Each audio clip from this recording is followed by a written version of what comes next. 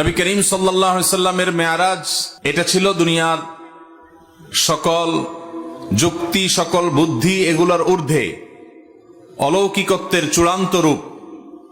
নবী করিম সাল্লাল্লাহু আলাইহি সাল্লাম আল্লাহর রাসূল হিসেবে, আল্লাহর নবী হিসেবে তার হাতে আল্লাহ তাআলা অনেক অলৌকিক ঘটনা ঘটিয়েছেন। সে সকল অলৌকিক বিষয়গুলোর মধ্য থেকে অন্যতম একটা বড় অলৌকিক বিষয় হলো এই মেরাজের ঘটনা। নবী করিম সাল্লাল্লাহু আলাইহি ওয়াসাল্লাম তার জীবনের সবচেয়ে কঠিন বছর ছিল সেই বছর যেই বছরে তিনি তার সহধর্মিণী উম্মুল মুমিনিন খাদিজা রাদিয়াল্লাহু তাআলা আনহাকে হারিয়েছেন, এবং এই একই বছর তিনি তার অন্যতম শ্রেষ্ঠ সহযোগী, তার সবচাইতে আপন, তাকে সবচেয়ে বেশি ভালোবাসতেন যিনি, সেই চাচা আবু তালেবও দুনিয়া থেকে চলে যান। আবার তিনি তায়েফের মানুষের মাঝে দাওয়াত দিতে গিয়ে সেখান থেকে নির্যাতিত হয়ে, নিষ্পেষিত হয়ে, অপমানিত হয়ে, সেখান থেকে ভারাক্রান্ত হৃদয় নিয়ে, শরীর এবং মনের রক্তক্ষরণ একযোগে হয়েছে, সেই অবস্থা থেকে তিনি মক্কায় এসেছেন। কোনো সহায় নেই, সম্বল নেই,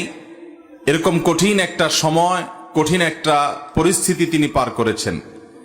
এই জন্য আমাদের প্রিয় নবী সাল্লাল্লাহু আলাইহি সাল্লামের জীবনের এই বছরটাকে বলা হয় আমাল হুজুন বা পেরেশানির বছর, বিপদের বছর, টেনশনের বছর, কষ্টের বছর। কষ্টের এবং পেরেশানির এই বছরে আল্লাহ রাব্বুল আলামিন তার হাবিবের কষ্ট লাঘব করার জন্য, তার হাবিবের কষ্ট দূর করার জন্য তাকে ডেকে নিয়ে গেলেন নিজের কাছে। ঐতিহাসিক মেরাজ সংগঠিত হলো, ইসরা সংগঠিত হলো। আর ইসরা এবং মেরাজ এই সময়টাতে হওয়ার মূল কারণ হলো যে এই সময় নবী করিম সাল্লাল্লাহু আলাইহি সাল্লামের মনটা বড় খারাপ ছিল, বেদনা বিধুর এবং অত্যন্ত ভারাক্রান্ত হৃদয় নিয়ে তিনি সময় পার করছিলেন। সবচেয়ে বড় সাহস যোগানো মানুষটা, জীবন সঙ্গিনী খাদিজা রাদিয়াল্লাহু তাআলা আনহা চলে গেলেন, চাচা আবু তালেব চলে গেলেন, তায়েফে বহুত আশা ভরসা নিয়ে গেছেন, সেখান থেকে প্রত্যাখ্যাত হয়ে আসলেন। মক্কা এখন আর তার আগের মতো তেমন কেউ আশ্রয়দাতা আর থাকলো না। এরকম কঠিন সময়ে যখন তার মন অনেক বেশি খারাপ ছিল, আল্লাহ রাব্বুল আলামিন তাকে তার নিজের কাছে ডেকে নিয়ে গেলেন, এবং ডেকে নিয়ে তাকে এমন সারপ্রাইজ দিলেন, তাকে আল্লাহ রাব্বুল আলামিনের সান্নিধ্যের সৌরভ তিনি দান করলেন। তাকে এমন কিছু নেয়ামত দিলেন যেগুলো তার আগে কোনো নবী বা কোনো রাসূলকে আর দেওয়া হয় নাই। এই নেয়ামত পেয়ে নবী করিম সাল্লাল্লাহু আলাইহি সাল্লামের কষ্ট কিছুটা লাঘব হলো। বেশ খানিকটা তিনি সান্ত্বনা পেলেন, ভরসা পেলেন, তিনি নিশ্চিত হলেন, আগে থেকে তিনি যে বিষয়ে জানতেন সেটা আরো নিশ্চিত হলেন যে তিনি আল্লাহ রাব্বুল আলামিনের সহায়, আল্লাহ রাব্বুল আলামিনের সাহায্যের অধীনে তিনি আছেন। আল্লাহ রাব্বুল আলামিন তাকে রহম করবেন, তার চাচা কিংবা তার স্ত্রী কিংবা তার প্রিয়জনদের বিদায়েও তার পেরেশানির কোনো কারণ নাই, কারণ তিনি আল্লাহ রাব্বুল আলামিনের রাসূল এবং আল্লাহর গোলাম, আল্লাহর দাস। বিধায় আল্লাহ রাব্বুল আলামিন তার জন্য যথেষ্ট। সে বার্তাটি তিনি আগে থেকে জানতেন, নতুন করে আবারও তিনি জানলেন এই মেরাজের সফরের মাধ্যমে, এই ইসরার এই ভ্রমণের মাধ্যমে। মোহতারাম হাজরিন, একজন মানুষ মক্কা থেকে, মসজিদে হারাম থেকে এক রাতের সামান্য কিছু সময়ের মধ্যে সুদূর ফিলিস্তিনে মসজিদুল আকসা পর্যন্ত যাওয়া, আবার সেখান থেকে সপ্ত আকাশ ভেদ করে, নবমণ্ডল সব ভেদ করে আল্লাহ রাব্বুল আলামিনের অনেক বড় বড় নিদর্শন, আয়াত মিনাল্লাহি তাবারাক ওয়া তাআলা, সেগুলো সব অবলোকন করে, জান্নাত জাহান্নামের বিভিন্ন দৃশ্য দেখে, আল্লাহর সাথে কথোপকথন করে, আল্লাহর কাছ থেকে ওহী নিয়ে, বিশেষ বিশেষ বিধিবিধান নিয়ে, আবার নবী রাসূলদের সাথে সাক্ষাৎ করে আবার মক্কায় চলে এসেছেন। মাত্র একটি রাতের সামান্য কিছু মুহূর্তের মধ্যে দুনিয়ার সকল যুক্তি, দুনিয়ার সকল বুদ্ধি, দুনিয়ার কোনো লজিক এক্ষেত্রে খাটবে না, কারণ আল্লাহ রাব্বুল আলামিন বলেছেন সুবহানাল্লাযী আসরা বিআবদিহি, ওই আল্লাহ পবিত্র যিনি তার বান্দাকে মুহাম্মদ সাল্লাল্লাহু আলাইহি সাল্লামকে রাত্রিকালীন ভ্রমণ করিয়েছেন। নবী সাল্লাল্লাহু আলাইহি সাল্লামকে মসজিদে হারাম থেকে মসজিদে আকসা পর্যন্ত, যে মসজিদের চতুর্পাশে আল্লাহ তাআলা বারাকা দিয়ে রেখেছেন, এই ভ্রমণ নবী সাল্লাল্লাহু আলাইহি সাল্লামকে করিয়েছেন কে? আল্লাহ তাআলা। সে কথা আলাদা করে উল্লেখ করেছেন কোরআনে। 15 নম্বর পারার প্রথম আয়াত সূরা ইসরাতে আল্লাহ তাআলা বলেছেন সুবহানাল্লাযী আসরা বিআবদিহি। নবী করিম সাল্লাল্লাহু আলাইহি সাল্লাম নিজে নিজে যান নাই, দুনিয়ার কোন সিস্টেমের আওতায় তিনি যান নাই। আল্লাহ তাআলা জিবরিলকে পাঠিয়ে বোরাকটাকে শুধুমাত্র উপকরণ হিসাবে একটা মাধ্যম রেখে আল্লাহ তাআলা নিজে তাকে অলৌকিকভাবে এই ভ্রমণ করিয়েছেন। এজন্য আল্লাহ তাআলা এই ভ্রমণের সম্বন্ধ তার নিজের সত্তার দিকে করে বলেছেন, সুবহান আল্লাযী আসরা বিআবদি।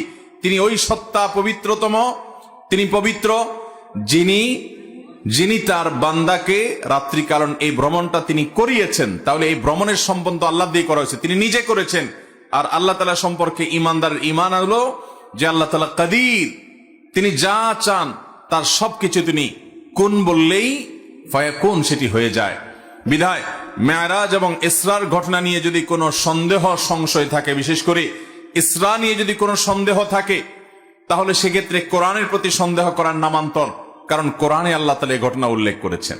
মোহতারাম হাজরিন, নবী করিম সাল্লাল্লাহু আলাইহি সাল্লামের মেরাজের দুইটা পার্ট ছিল, দুইটা অধ্যায় ছিল। একটা পার্ট হলো ইসরা, আরেকটা পার্ট হলো মেরাজ। ইসরা শব্দের অর্থ হলো রাত্রিকালীন ভ্রমণ, রাতের সফর। আর মেরাজ এটা বলা হয় ঊর্ধ্বে গমনের মাধ্যমকে, সিঁড়িকে। তার মানে ঊর্ধ্বে গমন বোঝানো হয়েছে মেরাজ দিয়ে। নবী করিম সাল্লাল্লাহু আলাইহি সাল্লামের মেরাজের প্রথম অধ্যায়ে তিনি মসজিদে হারাম থেকে অলৌকিকভাবে আল্লাহ তাআলার কুদরতের মাধ্যমে তিনি বোরাকে আরোহণ করে জিবরিলের সাথে চলে গেছেন মসজিদে আকসায়। মসজিদে আকসা থেকে আল্লাহ রাব্বুল আলামিনের নির্দেশে জিবরিল তাকে ঊর্ধ্বাকাশে নিয়ে গেছেন, নবমণ্ডল ভ্রমণ করে এনেছেন। এই পুরো সফরটাকে আমরা সংক্ষেপে মেরাজের সফর জানি, কিন্তু এর প্রথম অংশটি কোরআনে এসেছে, আর দ্বিতীয় অংশটি ঊর্ধ্বে গমনের বিষয়টি অসংখ্য বিশুদ্ধ হাদিসে বর্ণিত হয়েছে। আহলুস সুন্নাহ ওয়াল জামাতের আকীদা এবং বিশ্বাসের অংশ হলো নবী সাল্লাল্লাহু আলাইহি সাল্লামের জীবনে মেরাজের ঘটনা ঘটেছে, সেটাকে মনে প্রাণে একজন ইমানদার বিশ্বাস করবে, লালন করবে। রজব মাস শুরু হয়েছে এবং রজব মাসের চাঁদ দেখা গেলে আমাদের দেশের মিডিয়াগুলো, পত্রপত্রিকা বলুন আর টেলিভিশন চ্যানেল বলুন, তারা নিউজ করে এভাবে যে পবিত্র রজব মাসের চাঁদ দেখা গেছে। জাতীয় চাঁদ দেখা কমিটি বৈঠকে এটা সিদ্ধান্ত হয়েছে যে চাঁদ দেখা প্রমাণিত হয়েছে, অতএব অমুক তারিখে শবে মেরাজ।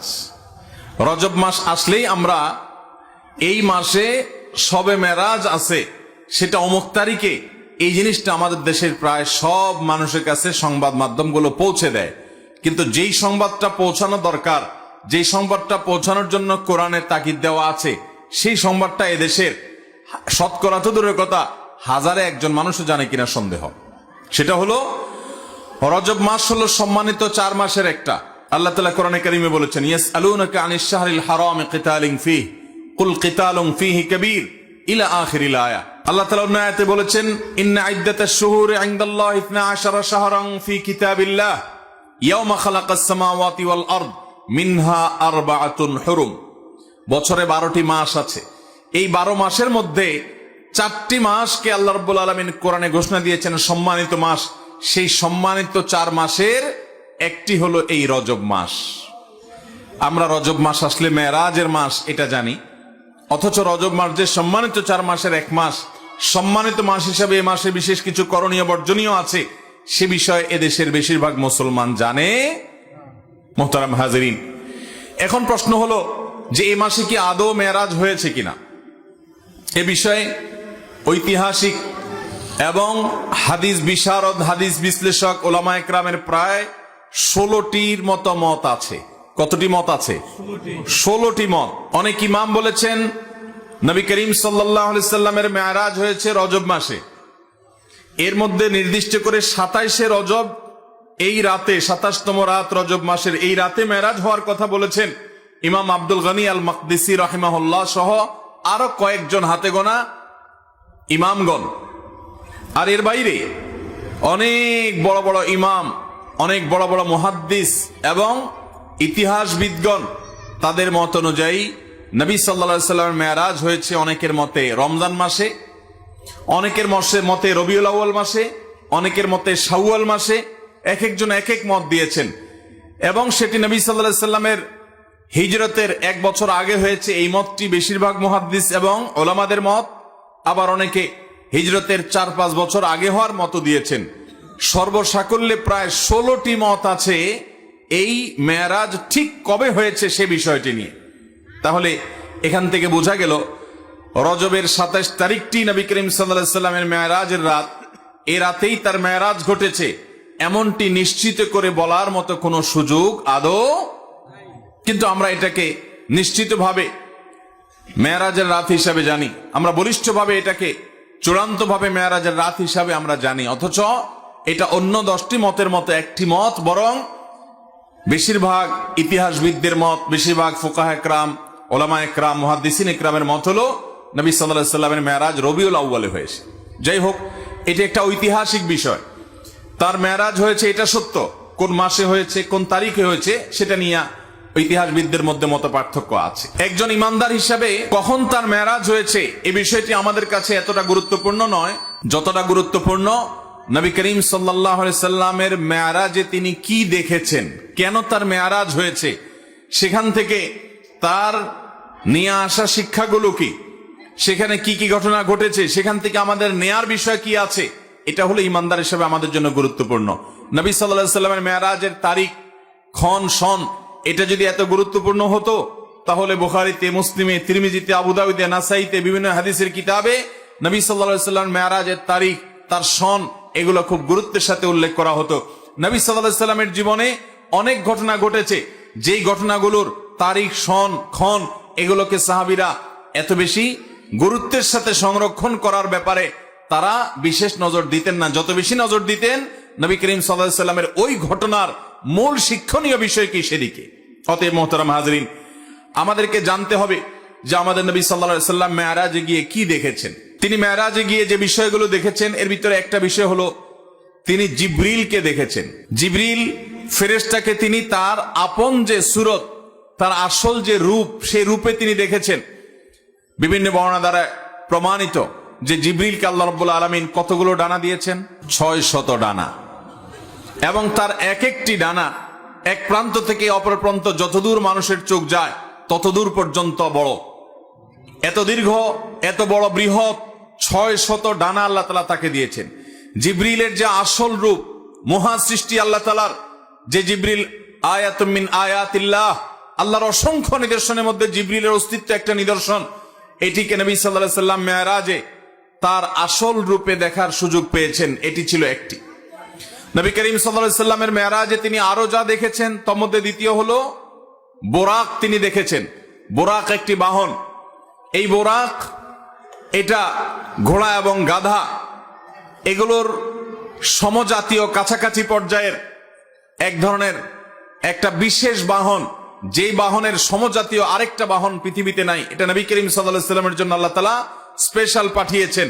যদিও আল্লাহ তাআলা চাইলে তাকে সরাসরি উপরে তুলে নিতে পারতেন, কিন্তু আদ-দুনিয়া বিল ওয়াসাইল লা বিল ফাদাইল, দুনিয়াতে সবকিছু ওসিলা এবং মাধ্যম দিয়েই হয়। এজন্য আল্লাহ তাআলা এই বাহনটা ব্যবহার করেছেন। আল্লাহ তাআলা এই বাহনের মুখাপেক্ষী না, এটা ছাড়াও তিনি তার বান্দাকে নিতে পারতেন। তো এই বোরাকের সাক্ষাৎ নবী সাল্লাল্লাহু আলাইহি সাল্লামের সাথে হয়েছে। আমাদের দেশে অনেক ঘর বাড়িতে দেখবেন, অনেক দোকানে দেখবেন বিভিন্ন বড় বড় এরকম ছবি টাঙানো আছে, যে ছবিতে লেখা আছে নবীজির বোরাক। সে বোরাকের আবার 2টা ডানাও আছে, দেখছেন আপনারা? অথচ নবী করিম সাল্লাল্লাহু আলাইহি সাল্লামের বোরাক আমরা কেউ দেখেছি? তাহলে এই ছবি যে অঙ্কন করেছে সে কোত্থেকে দেখলো? বোঝা গেল এটা নবী সাল্লাল্লাহু আলাইহি সাল্লামের বোরাকের নামে প্রতারণা।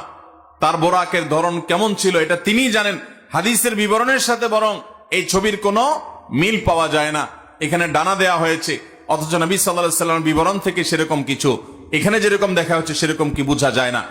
অতএব যারা বরকতের জন্য বোরাকের ছবি দোকানে টাঙায় রাখেন, অফিস আদালতে টাঙায় রাখেন, বাসা বাড়িতে টাঙায় রাখেন, তারা এটার কারণে কোনো সওয়াব বা বরকত লাভ করা তো দূরের কথা, উল্টা গুনাহগার হবেন।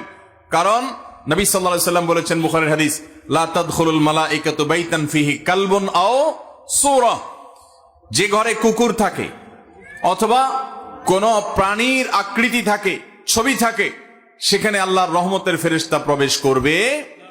বিধায় নবীজির বোরাকের নামে আপনি যে ছবি রাখছেন এটার মাধ্যমে আপনার ব্যবসা বরকত হবে না, ঘরে বরকত নাজিল হবে না, বরং আল্লাহর বরকত এবং রহমত আসার দুয়ার বন্ধ হয়ে যাবে। আল্লাহ তাআলা আমাদেরকে নেক্সট সূরাতে শয়তানের এই ধোঁকা থেকে বেঁচে থাকার তৌফিক দান করুন। তাহলে নবী সাল্লাল্লাহু আলাইহি সাল্লাম মেরাজে গিয়ে দ্বিতীয় যে বিষয়টি দেখেছেন সেটা হলো বোরাক, আল্লাহর বিশেষ এক সৃষ্টি, যেটা আমরা কেউ দেখি নাই, তিনিও তার আগে দেখেন নাই, তারপরে আর দেখেন নাই। একটা বিশেষ সৃষ্টি, বিশেষ একটা বাহন, যেটার উপরে করে আল্লাহ তাআলা তাকে ভ্রমণ করিয়েছেন, রাত্রিকালীন ভ্রমণ। তৃতীয়ত তিনি যা দেখেছেন তা হলো তিনি প্রতিটি আসমানে আল্লাহর একজন বিশেষ নবীর সাথে সাক্ষাৎ করেছেন। আল্লাহর যে সমস্ত নবীরা দুনিয়া থেকে বিদায় হয়ে গেছেন, মারা গেছেন, নবীগণ দুনিয়া থেকে চলে যাওয়ার পরও একটা বিশেষ হায়াত, বিশেষ একটা জীবন তারা লাভ করেন। আল্লাহ রাব্বুল আলামিন তাদেরকে অদৃশ্যের জগতে সে অলৌকিক ভাবে এক এক আসমানে আল্লাহ তাআলা এক একজন নবীর সাথে নবী করিম সাল্লাল্লাহু আলাইহি সাল্লাম আমাদের রাসূলের সাক্ষাৎ ঘটিয়েছেন। তিনি প্রথম আসমানে দেখেছেন আদম আলাইহিস সালামকে, দ্বিতীয় আসমানে দেখেছেন ঈসা এবং ইয়াহইয়া আলাইহিস সালামকে, তৃতীয় আসমানে দেখেছেন আল্লাহ নবী ইউসুফ আলাইহিস সালামকে, চতুর্থ আসমানে দেখেছেন আল্লাহ নবী ইদ্রিস আলাইহিস সালামকে, পঞ্চম আসমানে দেখেছেন আল্লাহ নবী হারুন আলাইহিস সালামকে, ষষ্ঠ আসমানে দেখেছেন আল্লাহ নবী মুসা আলাইহিস সালামকে, আর 7 নম্বর আসমানে দেখেছেন আল্লাহর আরেক নবী এবং খলিল আল্লাহর রাসূল ইব্রাহিম আলাইহিস সালামকে। তো আল্লাহ তাআলা আমাদের প্রিয় নবী সাল্লাল্লাহু আলাইহি সাল্লামকে এতজন উলুল আজমি মিনার রসুল, বড় বড় রাসূলের সাথে, আল্লাহর বড় বড় নেককার বান্দাদের সাথে, নবীদের সাথে, যারা দুনিয়াতে আল্লাহর মিশন নিয়ে তাওহীদের দাওয়াত নিয়ে এসেছেন, বহু গ্লানি পোহায়েছেন, তাদের সাথে আমাদের নবীজি সাক্ষাতের সুযোগ করে দিয়েছেন। তিনি তাদের সাথে পরামর্শের সুযোগ পেয়েছেন, তাদের কাছ থেকে অভিজ্ঞতা শেয়ার করার সুযোগ পেয়েছেন, তাদের নসিহা নেওয়ার সুযোগ পেয়েছেন। তারা তাকে অভিবাদন জানিয়েছেন, তাকে ওয়েলকাম জানিয়েছেন, আল্লাহর শ্রেষ্ঠ রাসূল, শ্রেষ্ঠ নবী হিসাবে তাকে তারা সম্মান দিয়েছেন। এই নেয়ামতটা আল্লাহ আমাদের প্রিয় নবী সাল্লাল্লাহু আলাইহি সাল্লামকে, আল্লাহর হাবিবকে আল্লাহ তাআলা এই নেয়ামতটা মেরাজের মাধ্যমে দিয়েছেন, যে তিনি আদম আলাইহিস সালামের সাথে, ঈসা এবং ইয়াহইয়া আলাইহিস সালামের সাথে, ইউসুফ এবং ইদ্রিস আলাইহিস সালামের সাথে, মুসা এবং হারুন আলাইহিস সালামের সাথে এবং ইব্রাহিম আলাইহিস সালামের সাথে 7 আসমানে এক একজনের সাথে সাক্ষাৎ তিনি করেছেন। চতুর্থত আমাদের নবী করিম সাল্লাল্লাহু আলাইহি সাল্লাম মেরাজে যা দেখেছেন সেটা হলো আল্লাহ তাআলা সূরা কাউসারে বলেছেন, ইন্না আ'তাইনাকাল, হে রাসূল আমি আপনাকে দান করেছি কাউসার। কাউসার শব্দের অর্থ হলো অধিক কল্যাণ, প্রভূত কল্যাণ। এখানে হাউজে কাউসারও বোঝানো হতে পারে। হাউজে কাউসার যেটি আল্লাহ তাআলা আমাদের নবীজিকে দিবেন কিয়ামতের ভয়াবহতম দিনে, যেদিন পিপাসায় মানুষের প্রাণ ওষ্ঠাগত হওয়ার উপক্রম হবে, কিন্তু মৃত্যু তো আর হবে না। সেই ভয়াবহ কঠিন সময়ে আল্লাহ রাব্বুল আলামিন তার হাবিবকে হাউজে কাউসার দান করবেন, এবং হাউজে কাউসারে অজস্র পরিমাণে এটা থেকে পান করার জন্য পাত্র থাকবে। তার তত্ত্বাবধানে সেখান থেকে পানি পান করানো হবে।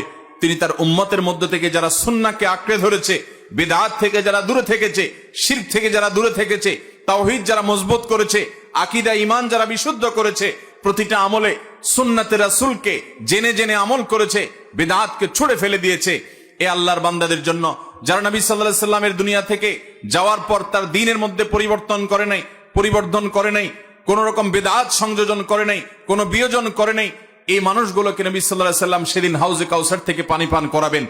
সেই হাউজে কাউসার আল্লাহ রাব্বুল আলামিন মেরাজে নিয়ে জিবরিলের মাধ্যমে নবীজিকে দেখিয়েছেন, তাকে দেখার সুযোগ করে দিয়েছেন যে এই সেই হাউজ, যে হাউজ আপনাকে দান করা হবে কিয়ামতে ভয়াবহ সময়ে আপনি যখন মানুষকে পানি পান করাবেন, সেটা তিনি মেরাজে অবলোকন করেছেন। ঠিক একইভাবে নবী করিম সাল্লাল্লাহু আলাইহি সাল্লাম মেরাজে জাহান্নামের যে দারোয়ান, যার নাম হলো মালিক, সে মালিক দারোয়ানের সাথে সাক্ষাৎ, জাহান্নামের প্রধান প্রহরী, তার সাথে সাক্ষাৎ নবী সাল্লাল্লাহু আলাইহি সাল্লাম মেরাজে হয়েছে। বাইতুল মামুর নামে একটা মসজিদ, একটা ঘর আছে, যেটা 7 আসমানের উপরে, এবং যেটা বাইতুল্লাহ, যেটা মক্কাতে মসজিদুল হারাম, এই মসজিদুল হারাম কাবা ঘরের ঠিক বরাবর উপরে, একেবারে 7 আকাশের ঊর্ধ্বে বাইতুল মামুর নামক এই মসজিদ সেখানে স্থাপিত আছে। এই মসজিদে প্রতিবারে 70,000 ফেরেশতা প্রবেশ করেন আল্লাহর ইবাদতের জন্য। যারা একবার ঢুকেন তারা ইবাদত করে বের হওয়ার পর আর তারা ঢুকেন না, নতুন 70,000 ঢুকে। আল্লাহ তাআলার ফেরেশতা কত অগণিত, তাদের সংখ্যা কত বেশি, সেটা একমাত্র আল্লাহ ভালো জানেন। এখান থেকে কিছুটা আঁচ এবং অনুমান করা যায়। সেই বাইতুল মামুরে নবী করিম সাল্লাল্লাহু আলাইহি সাল্লামকে আল্লাহ তাআলা যাওয়ার এবং সেখানে উপস্থিত হওয়ার সুযোগ দিয়েছেন মেরাজের মাধ্যমে। ঠিক একইভাবে নবী করিম সাল্লাল্লাহু আলাইহি সাল্লামকে আল্লাহ তাআলা সিদরাতুল মুনতাহা, সেখানে আল্লাহ তাআলা যাওয়ার সুযোগ দিয়েছেন, এবং জান্নাত দেখার সুযোগ দিয়েছেন, জাহান্নাম দেখার সুযোগ দিয়েছেন। জাহান্নামের কিছু চিত্র জাহান্নামের কিছু মক বা ডামি দৃশ্য নবী সাল্লাল্লাহু আলাইহি ওয়াসাল্লামকে আল্লাহ দেখিয়েছেন, জান্নাতের কিছু চিত্র, কিছু দৃশ্য নবী সাল্লাল্লাহু আলাইহি ওয়াসাল্লামকে আল্লাহ তাআলা দেখিয়েছেন। দাজ্জালের সাথে সাক্ষাৎ হয়েছে, এরকম আরো বহু জিনিস আল্লাহ নবী সাল্লাল্লাহু আলাইহি ওয়াসাল্লাম মেরাজের এই সফরে তিনি দেখেছেন, আল্লাহ তাআলা তাকে দেখিয়েছেন। নবী আলাইহিস সালাম এই সমস্ত আল্লাহর কুদরত, আল্লাহর সমস্ত আয়াত দেখার পর দুনিয়াতে তার সেই আমাল হুজুন, তার যে পেরেশানির বছরের যে পেরেশানি, তার স্ত্রী হারার যে বেদনা, তার সহায় হারা চাচা হারা যে বেদনা, তায়েফের মানুষের কষ্ট দেওয়ার যে বেদনা, মক্কার মানুষের কাছ থেকে নিগৃহীত হওয়ার যে বেদনা, এই সকল বেদনা লাঘব হয়ে নতুন করে আর আল্লাহর তরফ থেকে ঈমানের চার্জ নিয়ে তিনি আবার পূর্ণদমে দুনিয়াতে এসে আবারও দাওয়াতি কাজ চালু করতে পেরেছেন, আরম্ভ করতে পেরেছেন। এটা ছিল আল্লাহ তাআলার পক্ষ থেকে তার হাবিবের প্রতি, তার রাসূলের প্রতি মস্ত বড় ইহসান এবং দয়া। আল্লাহ রাব্বুল আলামিন আমাদেরকে প্রিয় নবী সাল্লাল্লাহু আলাইহি সাল্লামের এই মেরাজ থেকে শিক্ষাগুলো গ্রহণ করার তৌফিক দান করুন। মোহতারাম হাজিরিন, নবী করিম সাল্লাল্লাহু আলাইহি সাল্লামের মেরাজের পথে তার প্রথম অংশে তিনি মসজিদুল হারাম থেকে মক্কা থেকে মসজিদুল আকসায় গিয়েছেন। মসজিদুল আকসায় কি ঘটেছিল সে সম্পর্কে নবী আলাইহিস সালাম থেকে বর্ণিত বিশুদ্ধ হাদিসের আলোকে আমরা যা জানি তার খোলাসা এবং সার নির্যাস হলো যে তাকে যখন জিবরিল মসজিদে হারাম থেকে নিয়ে গেলেন মসজিদে আকসায়, যেই মসজিদে আকসা এমন একটা জায়গায় অবস্থিত যে ফিলিস্তিন, যে মসজিদে আকসার মাটি আম্বিয়া এবং রসুল, বহু নবী এবং রাসূলগণ তাৎপরিত ছিল, বহু নবী রাসূলগণ এই মসজিদে আকসায় সালাত আদায় করেছেন, এটার ইমাম ছিলেন, এটার তত্ত্বাবধায়ক ছিলেন, এটার দায়িত্বশীল ছিলেন, এখানে নামাজ পড়েছেন, এখানে ইবাদত বন্দী করেছেন, এই মহল্লায় বসবাস করেছেন, এই মহল্লায় তাদের কবর আছে। সেই সুলাইমান আলাইহিস সালাম, দাউদ আলাইহিস সালাম, জাকারিয়া আলাইহিস সালাম, বহু নবী রাসূলগণকে, ঈসা আলাইহিস সালাম, বহু নবী রাসূলগণকে আল্লাহ রাব্বুল আলামিন এই মসজিদে আকসায় রেখেছেন। আল্লাহ তাআলা মক্কাতে শুধুমাত্র আমাদের প্রিয় নবী সাল্লাল্লাহু আলাইহি সাল্লামকেই পাঠিয়েছেন। এবং আমরা ঐতিহাসিক ঘটনা জানি বিভিন্ন হাদিসের আলোকে, বুখারীর বর্ণনার আলোকে, যে আল্লাহ রাব্বুল আলামিনের নির্দেশে ইব্রাহিম আলাইহিস সালাম তিনি ইরাক থেকে বিভিন্ন প্রান্ত ঘুরে ফিলিস্তিনে গিয়েছেন। আল্লাহ নির্দেশ করলেন যে তুমি তোমার স্ত্রী এবং সন্তান ইসমাইলকে নিয়ে রেখে আসো মক্কায়। তিনি রেখে আসলেন মক্কায়, মক্কা আবাদ হলো। সেই বংশধরে তাদের মধ্য থেকে আল্লাহ রাব্বুল আলামিন আমাদের প্রিয় নবী সাল্লাল্লাহু আলাইহি ওয়াসাল্লামকে পাঠালেন। তো তিনি আসছেন একমাত্র ইসমাইল আলাইহিস সালামের বংশে, আর বাকি নবী রাসূলগণের বেশিরভাগ প্রায় সবাই আসছেন ইব্রাহিম আলাইহিস সালামের আরেক ছেলে ইসহাকের বংশে, ইসহাক আলাইহিস সালামের বংশে। তাদের অবস্থান ছিল মসজিদুল আকসা। আল্লাহ তাআলা চেয়েছেন আমাদের নবীকে সম্মান দিতে, মর্যাদা দিতে। আল্লাহ তাআলা চেয়েছেন অন্য নবীদের সঙ্গে তার সাক্ষাৎ হোক, তো আল্লাহ তাআলা তাকে মসজিদে আকসা নিয়েছেন, যেটা কোরআনের 15 নম্বর পারার প্রথম আয়াত। আল্লাহ বলেছেন সুবহানাল্লাযী আসরা বিআবদিহি লাইলাম মিনাল মাসজিদিল হারামি ইলাল মাসজিদিল আকসা আল্লাযী বারাকনা হাওলাহু লিনুরিয়াহু মিন আয়াতিনা। আল্লাহ বলেছেন যে তিনি তার বান্দাকে রাত্রিকালীন ভ্রমণ করিয়ে মসজিদে হারাম থেকে মসজিদে আকসায় নিয়ে গেছেন, যেই মসজিদে আকসার চতুর্পাশে আল্লাহ তাআলা বরকত দিয়ে রেখেছেন। আল্লাহ কিছু কুদরত দেখাতে চেয়েছেন, সেজন্য তিনি সেখানে নিয়ে গেছেন। সেখানে জিবরিলের সাথে যাওয়ার পর দেখলেন যে সমস্ত নবীগণ, সমস্ত রাসূলগণ তারা কেউ রুকুতে আসেন, কেউ সিজদায় আসেন, তারা তো দুনিয়া থেকে চলে গেছেন। আল্লাহ রাব্বুল আলামিন তাদের রূহকে মসজিদে আকসায় পাঠিয়েছেন। কিভাবে, কোন উপায়ে তাদেরকে তিনি রেখেছেন তার একমাত্র ইলম আল্লাহ তাআলা ভালো জানেন। শুধু হাদিসের বর্ণনা থেকে আমরা এটুকু জানি যে বিভিন্ন নবীকে, বিভিন্ন রাসূলকে আমাদের নবী সাল্লাল্লাহু আলাইহি সাল্লাম মসজিদে আকসা রেখেছেন, কেউ রুকুতে, কেউ সিজদায়, কেউ দাঁড়িয়ে আল্লাহ ইবাদত বন্দী করছে। এরপর একটা পর্যায়ে আজান হলো এবং সবাই সারিবদ্ধভাবে দাঁড়িয়ে অপেক্ষা করছেন জামাতে সালাত আদায় হবে। ইমামতি কে করবে? যে ব্যক্তি ইমামতি করবে সে সবচেয়ে শ্রেষ্ঠ, যে সবচেয়ে জ্ঞানী, যে সবচেয়ে বেশি কেরাত জানেন, ইলম রাখেন, সেই ব্যক্তি ইমামতি করবে। নবী আলাইহিস সালামের হাদিসও আছে ওয়ালিয়া উম্মুকুম আকরাউকুম আও আলামুকুম, তোমাদের মধ্যে সবচেয়ে বেশি ইলম যারা আছে, সবচেয়ে বেশি কোরআনের জ্ঞান যারা আছে, সেই ইমামতি যেন করে। তো এখন নবীগণ সবাই অপেক্ষা করছেন যে ইমামতি কে করবে। সবাই অপেক্ষমান, কেউ ইমামতি করতে যাচ্ছেন না, কেউ কাউকে সাধছেও না। ঠিক এমন সময় জিবরিল আলাইহিস সালাম আল্লাহর হাবিব সাল্লাল্লাহু আলাইহি সাল্লামকে, আমাদের প্রিয় নবী সাল্লাল্লাহু আলাইহি সাল্লামকে নিয়ে এসে হাজির হলেন এবং তাকে জিবরিল বললেন আপনি সামনে যান, ইমামতি করেন। তখন আমাদের নবীজির ইমামতিতে, তার নেতৃত্বে সমস্ত নবী রাসূলগণ মসজিদে আকসাতে সালাত আদায় করলেন। আর এইভাবে আল্লাহ রাব্বুল আলামিন প্রমাণ করলেন যে তিনি সাইয়্যিদুল আম্বিয়া ওয়াল মুরসালিন, সকল নবী এবং রাসূলদের শ্রেষ্ঠ এবং সেরা, যার কারণে তাকে দিয়ে আল্লাহ তাআলা সবার ইমামতি করেছেন সাল্লাল্লাহু আলাইহি ওয়াসাল্লাম। মুহতারাম হাজিরিন, এরপর নবী করিম সাল্লাল্লাহু আলাইহি ওয়াসাল্লামকে আল্লাহ রাব্বুল আলামিন জাহান্নাম এবং জান্নাতের বিশেষ কিছু দৃশ্য দেখিয়েছেন মেরাজের সফরে। সেগুলো কি ছিল? জাহান্নামের জাহান্নামের বিশেষ কিছু আযাব, বিশেষ কিছু শাস্তি আল্লাহ রাব্বুল আলামিন নবী সাল্লাল্লাহু আলাইহি সাল্লামকে দেখিয়েছেন। এই শাস্তিগুলো সেই সকল অপরাধের, যে অপরাধগুলো অন্য অনেক অপরাধের চাইতে অনেক বেশি ভয়াবহ। এর মধ্যে একটা হলো গীবত। একবার নবী করিম সাল্লাল্লাহু আলাইহি সাল্লাম এই মেরাজের সফরের কোন একটা মুহূর্তে তিনি জিবরিলের সাথে যাচ্ছেন।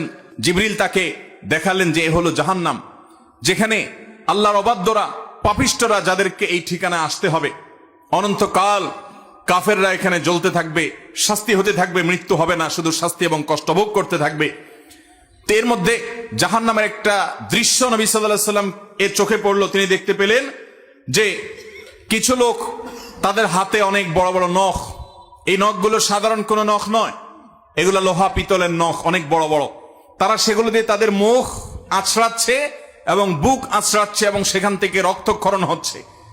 তাদের এই নির্মম শাস্তি, এই কষ্ট, এটা স্বয়ংক্রিয়ভাবে হচ্ছে এবং তাদের এই জ্বালা যন্ত্রণা কষ্ট হচ্ছে, এটা তারা ইচ্ছাকৃত করছেন তা নয়, বরং অটোমেটিক সেট হয়ে আছে যে তাদের এই হাতে থাকা লোহা বা পিতলের নখ দিয়ে তাদের নিজের মুখ নিজেরা খাবলাচ্ছে, নিজের বুক তারা খাবলাচ্ছে, ছিলে ফেলছে এবং সেখান থেকে রক্ত ঝরে পড়ছে, কষ্ট হচ্ছে।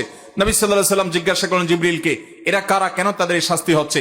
তখন জিবরিল বললেন, এরা হলো সেই অপরাধী যারা দুনিয়াতে যেখানে সেখানে বসে গীবত শিকায়াত করত, মানুষের পেছনে মানুষের দুর্নাম করত, মানুষের পেছনে সমালোচনা করত।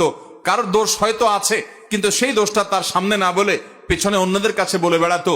এই অপরাধের কারণে তাদের এই শাস্তি হচ্ছে এবং এই শাস্তি তাদের হতেই থাকবে দীর্ঘকাল পর্যন্ত। এরপর নবী সাল্লাল্লাহু আলাইহি সাল্লাম জাহান্নামের আরেকটা দৃশ্য দেখতে পেলেন যে কিছু মানুষ তাদের জিহ্বাকে জাহান্নামের কেচি, আগুনের কেচি দিয়ে কাটা হচ্ছে, বারবার কাটা হচ্ছে, আবার জোড়া লেগে যাচ্ছে, আবার কাটা হচ্ছে, আবার জোড়া লেগে যাচ্ছে। এই নির্মম শাস্তি দেখে, অনবরত এই শাস্তির মধ্যে তারা যন্ত্রণার মধ্যে, আযাবের মধ্যে আছে, এই দৃশ্য দেখে নবী সাল্লাল্লাহু আলাইহি সাল্লাম জিবরিলকে বললেন যে এরা আবার কারা, তাদের কেন এই দুরবস্থা? তখন জিবরিল বললেন, হে আল্লাহর রাসূল, এরা হলো সেই হতভাগা যারা দুনিয়াতে মানুষকে নসিহত করত কিন্তু নিজেরা আমল করত না, যারা মানুষকে অনেক ভালো ভালো কথা বলতো কিন্তু সে ভালো কথার উপর আমল করত না।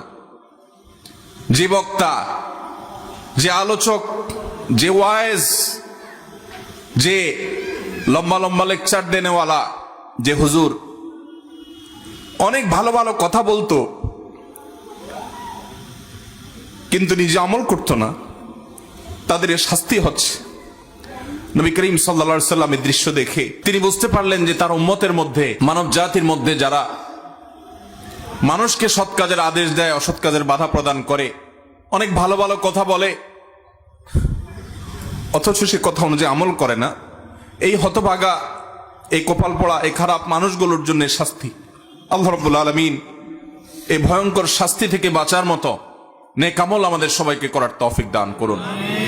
মানুষকে নেক আমলের কথা বলতে হবে, নিজে করতে পারি না বা নিজের দুর্বলতা আছে, এই অজুহাতে নেক আমলের কথা মানুষকে বলা ছাড়া যাবে না।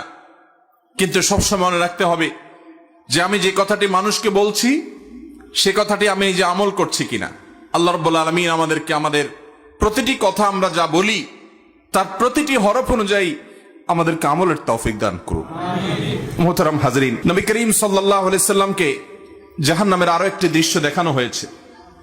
তিনি দেখতে পেলেন যে কিছু মানুষ খুব নোংরা, আবর্জনা, ময়লা, এই জাতীয় জিনিসগুলো খাচ্ছে। এই খাওয়া কোনো সুখকর খাওয়া নয়, এই খাওয়া কোনো তৃপ্তিদায়ক খাওয়া নয়, এটা শাস্তিমূলক খাওয়া, এটা স্বয়ংক্রিয় খাওয়া। খেতে বাধ্য হচ্ছে তারা এবং তাদের কষ্ট হচ্ছে, যন্ত্রণা হচ্ছে, আযাব। নবী সাল্লাল্লাহু আলাইহি সাল্লাম জিজ্ঞাসা করলেন, এর শাস্তি কেন হচ্ছে? তখন জিবরিল বললেন, হে আল্লাহর রাসূল, এরা দুনিয়াতে গীবত শিকায়াত করত, মানুষের পেছনে তাদের লাগালাগি করত, মানুষের পেছনে শত্রুতা করত, সমালোচনা করত। হয়তো কেউ চায়ের দোকানে বসে, কেউ হয়তো বাড়িতে এক মহিলা আরেক মহিলার পেছনে, হয়তো এক দোকানদার অন্য দোকানের পেছনে, হয়তো বা একজন আলেম আরেক আলেমের পেছনে, এক মানুষ অন্য মানুষের পেছনে ষড়যন্ত্র করত, দোষ চর্চা করত, গীবত করত। তাদেরকে নোংরা খাদ্য খেতে বাধ্য করা হচ্ছে, এটা তাদের পরম এবং করুণ শাস্তি। ঠিক একইভাবে নবী সাল্লাল্লাহু আলাইহি সাল্লামকে দেখানো হলো যে কিছু মানুষ রক্তের নদীতে হাবুডুবু খাচ্ছে, তাদেরকে প্রস্তর দ্বারা নিক্ষেপ করা হচ্ছে এবং তারা ওই কঠিন শাস্তির মধ্যে নিপতিত। জিজ্ঞাসা করা হলো, এই পরিণতির কারণ কি? জবাব এলো, এরা দুনিয়াতে সুদের কারবারের সাথে জড়িয়ে থাকতো। তারা ব্যবসা বাণিজ্যকে বড় করার জন্য, দুনিয়াতে একটু ভালো থাকার জন্য সুদের সাথে জড়িয়েছে, যার কারণে তাদের এরকম শাস্তি। নবী করিম সাল্লাল্লাহু আলাইহি সাল্লামকে জাহান্নামের এরকম বিশেষ কিছু শাস্তির দৃশ্য আল্লাহ রাব্বুল আলামিন দেখালেন। এখানে একটা প্রশ্ন আসতে পারে যে জাহান্নামে তো মানুষ কিয়ামতে বিচার হবে, পুলসিরাতে পার হওয়ার ব্যাপার হবে, তার আগে মিজানের পাল্লে আমল মাপা হবে, তারপরে মানুষ জান্নাতীরা জান্নাতে যাবে, জাহান্নামীরা জাহান্নামে যাবে। কিন্তু নবী সাল্লাল্লাহু আলাইহি সাল্লাম এখনই, আজ থেকে প্রায় 1450 বছর আগে তিনি মেরাজে কিভাবে জাহান্নামের লোক দেখলেন? জাহান্নামে তো কেউ এখনো যাই নাই, কিভাবে দেখলেন? এর উত্তর হলো, প্রথমত এটা আলমুল গায়বের বিষয়, অদৃশ্যের জগতের বিষয়। অদৃশ্যের জগতের এই রূপ সম্পর্কে আমরা আমাদের দৃশ্যমান জগতের সাথে যদি তুলনা করি, এটার সাথে যদি আমরা মিলিয়ে সেটাকে আমরা বোঝার চেষ্টা করি, সেটা ভুল হবে। দ্বিতীয় কথা হলো যে এটা হয়তো বা কোনো মগ বা কোনো দামি টাইপের ছিল, যে এরকম দৃশ্য হবে সেরকম একটা চিত্র নবী সাল্লাল্লাহু আলাইহি ওয়াসাল্লামের সামনে শুধুমাত্র উপস্থাপন করা হয়েছে, যেটার বাস্তবায়ন হবে অনেক পরে। বাকি এর প্রকৃত অবস্থা কি ছিল সেটা একমাত্র আল্লাহ তাআলা ভালো জানেন। যখন অসংখ্য বিশুদ্ধ হাদিসে বর্ণিত হয়, তখন ইমানদার হিসাবে সেটিকে আমাদের অস্বীকার করবার কোনো সুযোগ থাকে না, বরং সেটা সত্য, মহাসত্য। একজন ইমানদার সেটি বিশ্বাস করবে। বিধায় নবী সাল্লাল্লাহু আলাইহি ওয়াসাল্লামের মেরাজে জাহান্নামের এই সমস্ত দৃশ্য তিনি দেখেছেন। জান্নাতের একটা বিশেষ চিত্রের কথা তার এক হাদিসে উঠে এসেছে। জান্নাতে নবী করিম সাল্লাল্লাহু আলাইহি ওয়াসাল্লামকে আল্লাহ রাব্বুল আলামিন জিবরিলের মাধ্যমে জান্নাতের কিছু দৃশ্য দেখিয়েছেন। এর মধ্যে জান্নাতে মিশক আম্বরের মাটি, যে মাটির সবটুকুই মিশক আম্বর দিয়েই তৈরি, পুরো মাটিটাই মিশক আম্বরের মাটি, এটা আল্লাহ তাআলা তাকে দেখিয়েছেন। এবং দেখিয়েছেন আল্লাহ রাব্বুল আলামিন তাকে মণিমুক্তা দিয়ে তৈরি করা গম্বুজ। জান্নাতের আরো বহু জিনিস আল্লাহ তাআলা তাকে দেখিয়েছেন। এর মধ্যে একটা বিশেষ ঘটনা নবী আলাইহিস সালাম পরবর্তীতে বলেছেন বেলাল রাদিয়াল্লাহু তাআলা আনহুকে। তিনি বললেন, বেলাল, আমি জান্নাতে গিয়ে তোমার পায়ের আওয়াজ, তুমি জুতা পরে যখন হাঁটো কেমন আওয়াজ হয় আমি জানি। পরিচিত মানুষ যারা, একান্ত কাছের মানুষের পায়ের হাঁটার আওয়াজ কেমন হয় সেটা মুখস্থ হয়ে যায় মানুষের। নবী সাল্লাল্লাহু আলাইহি সাল্লাম বলেছেন, বেলাল, আমি জান্নাতে আমি দেখেছি যে আমার আগে আগে তুমি হাঁটছো এরকম মনে হচ্ছিল, এবং তোমার পায়ের জুতার আওয়াজ আমি শুনতে পেলাম। বেলাল, আমাকে বলো তুমি কি আমল করো? বেলাল রাদিয়াল্লাহু তাআলা বললেন, হে আল্লাহর রাসূল, আমার তো এরকম বিশেষ কোনো আমল নাই, আপনি যা বাতান সেগুলাই তো। আমি খুব গুরুত্বের সাথে, বিশেষ গুরুত্বের সাথে স্পেশাল কোনো আমল করি সেরকম আহামরি এরকম কোনো বিশেষ আমল তো নাই। তবে একটা আমল আমার আছে, সেটা হলো, হে আল্লাহর রাসূল, দিন এবং রাত যখনই আমি অজু করি, অজু করার পর আমি 2 রাকাত নামাজ পড়ি, তাহিয়াতুল ওযু পড়ি। এটা আমি কখনো ছাড়ি না। নবী করিম সাল্লাল্লাহু আলাইহি ওয়াসাল্লামের আর বুঝতে বাকি ছিল না তার বিশেষ স্পেশাল আমল, যেটা হয়তো আমরা অনেকে আজকাল করি না। বিশেষ করে আমাদের সমাজ থেকে তাহিয়াতুল ওযুয়ে নামাজ বিলুপ্ত হয়ে গেছে, এই সুন্নাত আজ হারিয়ে গেছে। আমরা ওযু করার পর 2 রাকাত নামাজ পড়ার বেশিরভাগ মানুষ অভ্যস্ত না। তাহিয়াতুল ওযু তো পরের কথা, তাহিয়াতুল মসজিদও আমাদের সমাজ থেকে হারিয়ে গেছে। মানুষ মসজিদে চলে যায়, ধাপ করে বসে যায়, অথচ নবী সাল্লাল্লাহু আলাইহি ওয়াসাল্লাম বলেছেন, ইদা দাখালা আহাদুকুমুল মাসজিদা, তোমাদের কেউ যদি মসজিদে প্রবেশ করে, ফালা ইয়াজলিস হাত্তা ইউসাল্লি রাকাতাইন, তাহলে সে মসজিদে ঢুকে যেন 2 রাকাত নামাজ পড়া ছাড়া না বসে। নবী করিম সাল্লাল্লাহু আলাইহি ওয়াসাল্লাম এত গুরুত্ব দিতেন। এক ব্যক্তি এসে বসে গেছে, তিনি তাকে বলেছেন, তুমি কি 2 রাকাত নামাজ পড়েছো? লোকটি বলেছে, না পড়ি নাই। নবীজি বলেছেন, কুম, দাঁড়াও, তুমি 2 রাকাত নামাজ পড়ো, তারপরে বসো। আল্লাহর ঘরের সম্মানার্থে গিয়ে বসতে হলে তুমি 2 রাকাত নামাজ পড়বে, তারপরে গিয়ে বসবে। এই তাহিয়াতুল মসজিদ আমাদের সমাজ থেকে হারিয়ে গেছে। আর তাহিয়াতুল ওযু, এটা তো আমরা অনেকে জানিও না, যে যতবার আপনি ওযু করবেন, ওযু করার পর কোনো কথাবার্তা অন্যান্য কাজকাম করার আগে, ওযু করার পর দ্রুততার সাথে আপনি কিবলামুখী হয়ে 2 রাকাত নামাজ পড়ে ফেলবেন। এটা ওযুর সম্মানে, এটাকে তাহিয়াতুল ওযু বলা হয়। বেলাল রাদিয়াল্লাহু তাআলা আনহুর এই আমলটির কারণে নবী সাল্লাল্লাহু আলাইহি ওয়াসাল্লাম তার পায়ের আওয়াজ জান্নাতে শুনতে পেয়েছেন। এই আমলটা আমরা শুরু করব তো ইনশাআল্লাহ। আল্লাহ আমাদেরকে আমল করার তৌফিক দান করুন। নবী করিম সাল্লাল্লাহু আলাইহি ওয়াসাল্লাম জান্নাতে এরকম আর অনেকগুলো দৃশ্য দেখতে পেয়েছেন। আমরা এরপরে জানবো যে নবী করিম সাল্লাল্লাহু আলাইহি ওয়াসাল্লাম মেরাজ শেষ করে, মেরাজের প্রাককালে, মেরাজের মধ্যে নবী সাল্লাল্লাহু আলাইহি ওয়াসাল্লামের জীবনের সবচেয়ে বড়, মেরাজের পুরো সফরের মধ্যে সবচেয়ে বড় ঘটনা কোনটা ঘটেছে? সবচেয়ে বড় ঘটনা ঘটেছে আল্লাহর পক্ষ থেকে সালাত বা নামাজের যে বিধান দিয়েছেন মেরাজে। এটা ছিল তার মেরাজের সবচাইতে ফোকাস পয়েন্ট, সবচাইতে গুরুত্বপূর্ণ ঘটনাবলীর অংশ। আল্লাহ রাব্বুল আলামিন নবী করিম সাল্লাল্লাহু আলাইহি ওয়াসাল্লাম যখন আল্লাহর কাছে গেলেন, আল্লাহর প্রশংসা ইত্যাদি নিবেদন করলেন, আল্লাহর কুদরত অবলোকন করলেন, আল্লাহর শুকরিয়া আদায় করলেন।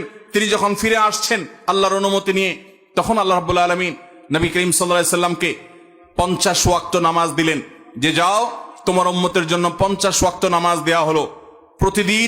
প্রতিদিন রাত দিন 24 ঘন্টার ভিতরে 50 বার তারা নামাজ পড়বে, এটা ফরজ করে দেওয়া হলো, তুমি এটা নিয়ে যাও। নবী আলাইহিস সালাম এটা নিয়ে আসছিলেন। প্রতিমধ্যে তার সাথে ষষ্ঠ আকাশে মুসা আলাইহিস, পঞ্চম আকাশে মুসা আলাইহিস সালামের সাথে সাক্ষাৎ। মুসা আলাইহিস সালাম বললেন যে আমি বনি ইসরাইলের নবী হিসাবে, তাদের দায়িত্বশীল হিসাবে আমার অভিজ্ঞতার আলোকে বলছি, তোমার উম্মত দিন এবং রাত 24 ঘন্টার মধ্যে অন্যান্য কাজকাম সব করে এর ফাঁকে আবার 50 বার নামাজ এটা তারা পড়তে পারবে না, এটা তাদের জন্য কষ্টকর হয়ে যাবে। অতএব তুমি আল্লাহর কাছে গিয়ে এই নামাজ একটু কমায় আনো। নবী সাল্লাল্লাহু আলাইহি ওয়াসাল্লাম আল্লাহর কাছে গেলেন, যা বললেন, আল্লাহ আমার উম্মতের জন্য এটা অনেক কষ্ট হয়ে যাবে, আপনি একটু কমায় দেন। আল্লাহ তাআলা তাকে 5 ওয়াক্ত কমায় 45 ওয়াক্ত দিলেন। এরপরে আবার আসলেন, মুসা আলাইহিস সালামের সাথে সাক্ষাৎ, তিনি আবারও বললেন একই কথা, আবার নবীজি ফিরে গেলেন, আল্লাহ তাআলা আরো 5 ওয়াক্ত কমায় দিলেন। এভাবে কমাইতে কমাইতে 9 বার আসা যাওয়া হলো এবং 5 9 45 ওয়াক্ত নামাজ কমানো হলো, থেকে গেল 5 ওয়াক্ত। এরপরে নবী সাল্লাল্লাহু আলাইহি সাল্লাম মুসা আলাইহিস সালামের কাছে এসে বলল যে আমি আর আল্লাহর কাছে কমানোর জন্য যেতে পারবো না, আমি বিব্রত বোধ করছি, ইতস্তত বোধ করছি যে একটা বিষয় কতবার কমাবো। আর 5 ওয়াক্ত আল্লাহ তাআলা নির্ধারণ করে আমাদের প্রিয় নবী সাল্লাল্লাহু আলাইহি সাল্লামকে বলে দিয়েছেন, যাও মুহাম্মদ তোমার উম্মতকে জানিয়ে দাও, তারা যদি 5 ওয়াক্ত নামাজকে ঠিকঠাক মতো সময় মতো হক আদায় করে সুন্দর করে আদায় করে, তো আল্লাহ রাব্বুল আলামিন তাদেরকে 50 ওয়াক্ত পড়লে যে পরিমাণ তারা সওয়াব পেত, আল্লাহ বলেছেন যে সেই পরিমাণ সওয়াব তাদেরকে আমি 5 ওয়াক্তের মাধ্যমে দেব। 5 ওয়াক্ত নামাজকে হক আদায় করে করবো তো ইনশাআল্লাহ। ওয়াক্ত মতে ইহতিমামের সাথে, ধীরস্থিরতার সাথে, সৌন্দর্যের সাথে, মনোযোগের সাথে, আল্লাহ স্মরণ সাথে নিয়ে আল্লাহ রাব্বুল আলামিনকে স্মরণ করবার জন্য আকিমিস সালাতা লিযিকরি, আমরা মহব্বতের সাথে, খুশুখুজুর সাথে মৃত্যুর আগ পর্যন্ত 5 ওয়াক্ত নামাজকে আঁকড়ে ধরবো তো ইনশাআল্লাহ। ভাইরা আমার, নবী করিম সাল্লাল্লাহু আলাইহি সাল্লামকে আল্লাহ রাব্বুল আলামিন মেরাজে ডেকে নিয়ে একান্ত কাছে নিয়ে এই 5 ওয়াক্ত নামাজ দিলেন। এই নামাজ যার যত বেশি সুন্দর হবে, সে আল্লাহর তত বড় ওলি, সে আল্লাহ তত বড় নেককার। যার নামাজ যত তাড়াহুড়ো হবে, যার নামাজে যত অবহেলা হবে, যার নামাজে যত মনোযোগ কম থাকবে, যার নামাজ সালাত যত অসুন্দর হবে, এই ব্যক্তির সাথে আল্লাহর সম্পর্ক তত দুর্বল প্রমাণ হবে। অতএব ভাইরা আমার, মুরব্বীরা আমার, আল্লাহর ওয়াস্তে চ্যালেঞ্জ হিসেবে নিতে হবে, আমরা জীবনে আমাদের জীবন যাবে, আমার প্রাণ যাবে, আমার নামাজ কখনো ছুটতে পারে। অতএব নামাজের ওয়াক্ত হবে, ইমানদার কখনো নামাজে গাফলতি করবে। নবী করিম সাল্লাল্লাহু আলাইহি সাল্লামকে আল্লাহ রাব্বুল আলামিন এই বিধানটি দেওয়ার জন্য তাকে নিয়ে গেলেন মেরাজে। অথচ এত কাছে নিয়ে আল্লাহ রাব্বুল আলামিন অন্য কোনো বিধান দেন নাই। রোজার বিধান আল্লাহ তাআলা জিবরিলকে দিয়ে পাঠিয়ে দিয়েছেন, যাকাতের বিধান জিবরিলকে দিয়ে পাঠিয়ে দিয়েছেন, হজের বিধান আল্লাহ রাব্বুল আলামিন জিবরিলকে দিয়ে পাঠিয়ে দিয়েছেন। ইসলামের অন্য সমস্ত বিধিবিধান, ফরজ নির্দেশগুলো কোরআনের আয়াত নাজিল করেছেন, জিবরিলকে দিয়ে পাঠিয়েছেন। 5 ওয়াক্ত নামাজ এত গুরুত্বপূর্ণ, এত গুরুত্বপূর্ণ যে আল্লাহ তাআলা তার নবীকে ডেকে নিয়ে গেছেন নিজের কাছে, একান্তে ডেকে নিয়ে নিজে সরাসরি এই নামাজের নির্দেশ দান করলেন। এজন্য ভাইরা দেখবেন, আমাদের প্রিয় নবী সাল্লাল্লাহু আলাইহি ওয়াসাল্লাম তার জীবনে নামাজের গুরুত্ব কেমন ছিল। তিনি যখন মৃত্যু শয্যায় দুনিয়া থেকে বিদায় নেওয়ার ঠিক আগ মুহূর্ত যখন চলছে, জীবন সায়ান্নে, এরকম কঠিন একটা পরিস্থিতিতে তিনি প্রচন্ড অসুস্থ, জ্বরে, অসুস্থতায় বারবার তিনি বেহুশ হয়ে যাচ্ছিলেন। তিনি পানি আনাচ্ছিলেন, হুঁশ আসার সাথে সাথে একটু হুঁশ ফিরে এসেছে, সাথে সাথে পানি আনালেন এবং পানি ঢাললেন, ওযু করলেন, মুখে পানি ঢাললেন, শরীরে পানি ঢাললেন, ঢালার পরে কিছুটা আরাম বোধ করলেন, আবার সেন্সলেস হয়ে গেল। এরপরে আবার যখন হুঁশ আসলো, তিনি জিজ্ঞাসা করলেন লোকেরা নামাজ পড়ে ফেলেছে কিনা। বলা হল, না আল্লাহ রাসূল, সবাই অপেক্ষা করছে আপনার ইমামতিতে নামাজ পড়বে, এদিকে আপনি অসুস্থ। এই কথা বলার পর তিনি আবার সেন্সলেস হয়ে গেলেন, আবার পানি ঢালা হলো, একটু সেন্স আসার সাথে সাথে আবারও একই কথা, মানুষেরা কি নামাজ পড়ে ফেলেছে। নবী করিম সাল্লাল্লাহু আলাইহি সাল্লামকে এই কষ্টের চোটে তিনি বেহুশ হয়ে যাচ্ছেন বারবার। যখন এই পানি ঢেলে তাকে একটু আরাম দিয়ে একটু হুঁশে ফিরে আনা হচ্ছিল। হুঁশে আসার সাথে সাথে তার প্রশ্ন, সবাই নামাজ কি পড়ে ফেলেছে? এরপরে যখন তিনি মোটামুটি একটু স্টাবল হলেন, নামাজ পড়ার মতো হলেন, কিন্তু উঠে গিয়ে মসজিদে নববীতে যারা গেছেন মদিনাতে জানেন নবীজির মিম্বর এবং তার কবর, এই কবর এবং মিম্বর, কবরটা ছিল তার বাসা, তার হুজরা, তার উম্মুল মুমিনিনদের হুজরা, আয়েশা রাদিয়াল্লাহু তাআলার হুজরা, ওখান থেকে তার মিম্বর সামান্য কয়েক গজ দূরত্ব। এই প্যান্ডেলের মাথাও হবে না, অল্প একটু জায়গা। এটুকু জায়গা নবী সাল্লাল্লাহু আলাইহি ওয়াসাল্লাম পায়ে হেঁটে নামাজ পড়ার মতো ক্ষমতা ছিল না। এত দুর্বল হয়ে গেছেন, এত অসুস্থ, বারবার সেন্সলেস হচ্ছিল। তখন তিনি আব্বাস এবং আলী রাদিয়াল্লাহু তাআলা আনহুমা, দুজন সাহাবীকে ডেকে দুইজনের কাঁধে দুই হাত দিয়ে শরীরের সবটুকু ভার তাদের উপরে ছেড়ে দিয়ে দুইটা পাকে মাটির সাথে টানতে টানতে, মাটির সাথে হেসরাতে হেসরাতে তিনি মিম্বরের কাছে আসলেন। কিন্তু ইমামতি করার মতো শক্তি শরীরে নাই। তিনি ইশারা দিলেন, মুরু আবু বকর ইউসাল্লি বিন নাস, তোমরা আবু বকরকে বলো ইমামতি করে যেন নামাজ পড়া। নবীজির সে শক্তি ছিল না। অথচ ভাইরা, মাসআলা আমরা সবাই জানি, এরকম অসুস্থ যদি কেউ হয় তার জন্য মসজিদে আসা কি জরুরি? এত অসুস্থ হলে তিনি তো বাসায় নামাজ পড়তে পারেন। কিন্তু আমাদের প্রিয় নবী সাল্লাল্লাহু আলাইহি সাল্লাম, তার কাছে নামাজ এত গুরুত্বপূর্ণ ছিল, সালাত এত গুরুত্বপূর্ণ ছিল যে বারবার হুঁশ চলে যাচ্ছে, সেন্সলেস হয়ে যাচ্ছে, হুঁশ ফিরে আসার সাথে সাথে আবারও একই কথা, নামাজ নামাজ। এবং ইমামতি করে নামাজ পড়ার মতো ক্ষমতা নাই। তারপরেও তিনি বাধ্য হয়ে, যখন আবু বকর রাদিয়াল্লাহু তাআলা আনহু হিম্মত করছিলেন না তার পিছনে ইমামতি করার, তার সামনে ইমামতি করার, তখন নবী সাল্লাল্লাহু আলাইহি ওয়াসাল্লাম নিজে ইমামতি করলেন কষ্ট করে, এবং তার পিছনে সাহাবায়ে কেরাম জামাতের সাথে নামাজ পড়লেন। নামাজের গুরুত্ব দেখেন ভাইরা আমার। খলিফাতুল মুসলিমিন ওমর ফারুক রাদিয়াল্লাহু তাআলা আনহু, তাকে যখন ফিরোজ আল লুলু নামে অগ্নিপূজক নরাধম ফজরের নামাজের ইমামতি করতে এসেছেন, তিনি খঞ্জরের আঘাতে তাকে যখন পরাস্ত করলো, অনেকগুলো আঘাত করেছে খলিফাতুল মুসলিমিনকে। তিনি নামাজের প্রথম রাকাত শেষ করেছেন, দ্বিতীয় রাকাতে তাকে আঘাত করে যখন জমিনে ফেলে দিয়েছেন, তখন সে ফিরোজ আল লুলু নামক অগ্নিপূজক নরাধম, এই কাফের, সে পালানোর চেষ্টা করছিল। সাহাবীরা তাকে থামানোর চেষ্টা যখন করেছে, বহু সাহাবীকে সে আঘাত করেছে। বিভিন্ন বর্ণনা থেকে বোঝা যায় 7 জন সাহাবী ওই জায়গায় উপস্থিত, ওই অবস্থা মৃত্যুবরণ, শাহাদাত বরণ করেছেন। এবং এরপর অন্যান্য সাহাবীদেরকে বারবার সে খঞ্জর দিয়ে আঘাত করছিল। একটা পর্যায়ে সাহাবায়ে কেরাম একটা চাদর দিয়ে তার মুখ পেঁচিয়ে ফেলে তাকে পরাস্ত করে ফেলে। এরপরে যখন ওমর রাদিয়াল্লাহু তাআলা আনহুকে নিয়ে যাওয়া হলো তার বাড়িতে চিকিৎসা দেওয়ার জন্য, বারবার তিনি বেহুশ হয়ে যাচ্ছেন, প্রচন্ড আঘাতে জর্জরিত, পুরো শরীর থেকে রক্ত বের হয়ে শেষ হয়ে যাচ্ছে।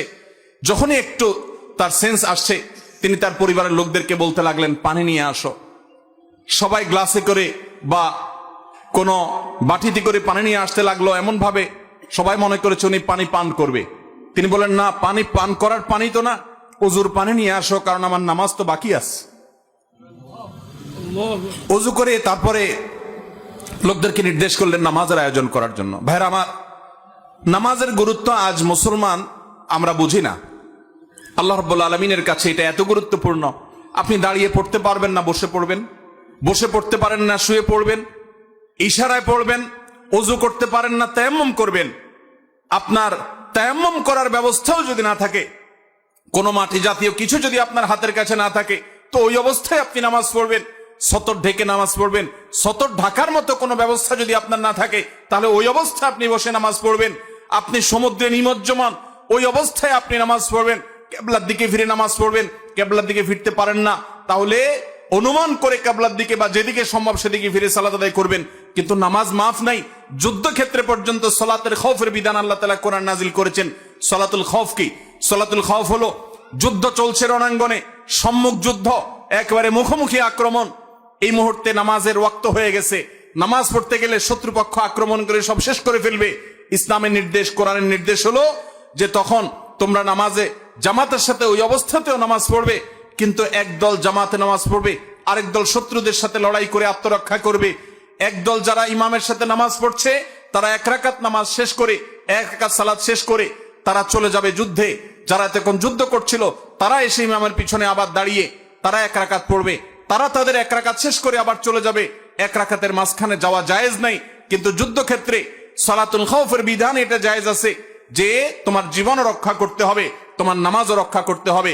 ইমানদার কখনো কোনো যুক্তিতে নামাজ ছাড়ার মতো কোনো সুযোগ, কোনো পরিস্থিতি, কোনো অবস্থা ইমানদারের জীবনে থাকতে পারে না, কারণ নামাজের চাইতে গুরুত্বপূর্ণ কোনো বিধান ইসলামে আর। মোহতারাম হাজিরিন, আল্লাহ রাব্বুল আলামিন এই নামাজের গুরুত্ব আমাদেরকে বুঝার তৌফিক দান করুন। ভাইরা আমার, নবী সাল্লাল্লাহু আলাইহি সাল্লাম যখন কোনো পেরেশানিতে পড়তেন, কানা ইদা হাজাবাহু আমরুন ফাজাআ ইলা সালাহ, কোন পেরেশানিতে যখন পড়তেন তিনি নামাজের দিকে ধাবিত হতেন। তিনি বলতেন, আরিহনা বিহা ইয়া বেলাল, ও বেলাল নামাজের আজান দাও, নামাজের জন্য সবাইকে ডাকো, ব্যবস্থা করো, আমাকে প্রশান্ত করো। তিনি শান্তি পাইতেন নামাজে, আর আমাদের নামাজ হয়ে গেছে আমাদের সবচেয়ে বড় বোঝা। আল্লাহ রাব্বুল আলামিন আমাদেরকে 5 ওয়াক্ত নামাজ জীবনের তরে গুরুত্বের সাথে আদায় করার তৌফিক দান করুন। চেষ্টা করব তো ইনশাআল্লাহ। আমরা যখন দীর্ঘ সময় নিয়ে সিজদা করব, দীর্ঘ সময় নিয়ে আমাদের রবকে আমরা রুকু করব, দীর্ঘ সময় নিয়ে দাঁড়িয়ে যখন আমরা আল্লাহর প্রশংসা জ্ঞাপন করব, ভাইরা আমার, আল্লাহর জমিনের সবচেয়ে তৃপ্তিদায়ক মুহূর্তের দেখা আমরা পাবো।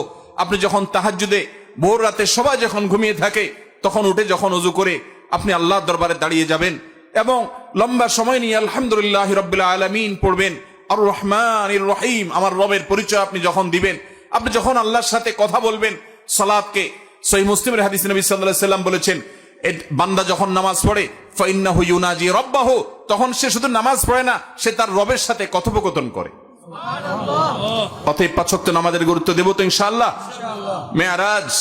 মেরাজের সবচেয়ে বড় তোহফা, সবচেয়ে বড় হাদিয়া, সবচেয়ে বড় উপঢৌকন কোন আল্লাহর তরফ থেকে আমাদের জন্য 5 ওয়াক্ত নামাজ। ভাইরা আমার, যেটাকে আপনি বোঝা মনে করছেন, আল্লাহর কসম, সেটা হলো আল্লাহর সাথে কানেক্টেড হওয়ার মাধ্যম। যেটাকে আপনি বোঝা মনে করছেন, এটা হলো আরশ আজিমের মালিকের সাথে সংযুক্ত হওয়ার, পরিচিত হওয়ার, কথাবার্তা বলার মাধ্যম।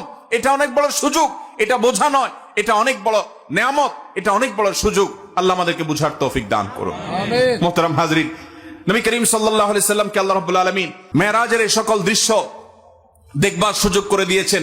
তিনি যখন দুনিয়াতে আসছেন, মেরাজ শেষ করে, সফর শেষ করে যখন ফিরে আসলেন, যথারীতি তার মেরাজের এই ঘটনা শোনার পর মক্কার মুশরিকদের অনেকে হাসাহাসি করতে লাগলো যে মোহাম্মদ এতদিন যা বলেছে আখিরাত হবে, এটা হবে, সেটা হবে, এবং আল্লাহর ভয় আমাদেরকে দেখিয়েছে, এখন সে তো একেবারে অদৃশ্যের এমন এমন সব তথ্য দিচ্ছে, এগুলো অবৈজ্ঞানিক, এগুলো অযৌক্তিক।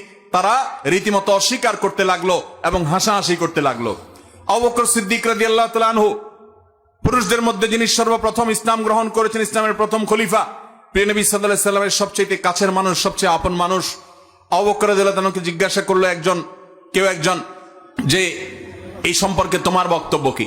নবী করিম সাল্লাল্লাহু আলাইহি সাল্লাম যখন ফজরের পরে এই ঘটনার বিবরণ দিলেন, তখন আবু বকর সিদ্দিক রাদিয়াল্লাহু তাআলা আনহু এক বাক্যে সবার আগে বললেন, আল্লাহ নবীর মুখ থেকে যেহেতু এই বিবরণ আমি শুনেছি, আমি নিশ্চিতভাবে,